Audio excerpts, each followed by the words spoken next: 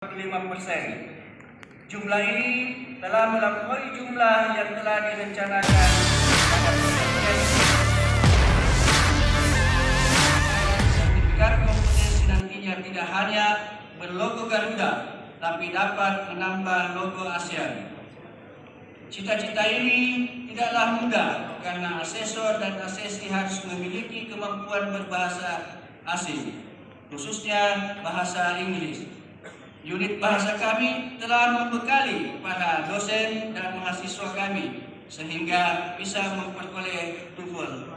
Semuanya ini dalam rangka keseriusan untuk menyediakan tenaga kerja yang dapat bersaing secara global.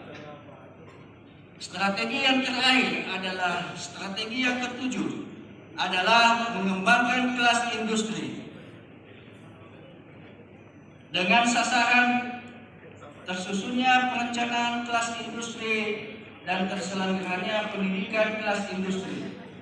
Implementasi strategi ini sebenarnya telah berjalan. Sertifikat yang diterbitkan oleh Lembaga Sertifikasi Profesi Politeknik Ati Makassar sebanyak 660 peserta uji dengan persentase kompeten 99,85%.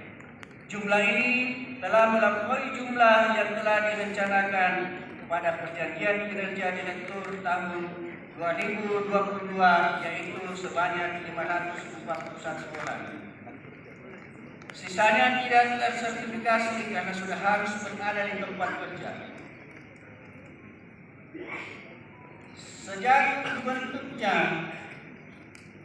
Lembaga Sertifikasi Profesi telah menghasilkan 4.687 sertifikat kompeten dengan kekuatan asesor sebanyak 92 orang dan 5 asesor lisensi menjadi modal dalam pengembangan dan penambahan 2.000 skema sertifikasi LSP Politeknik Ati Makassar.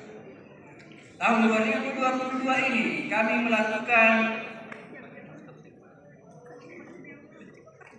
penambahan skema sebanyak 41 dan sedang menunggu jadwal untuk proses penyaksian atau witness sebagai salah satu syarat terbitnya lisensi skema sertifikasi.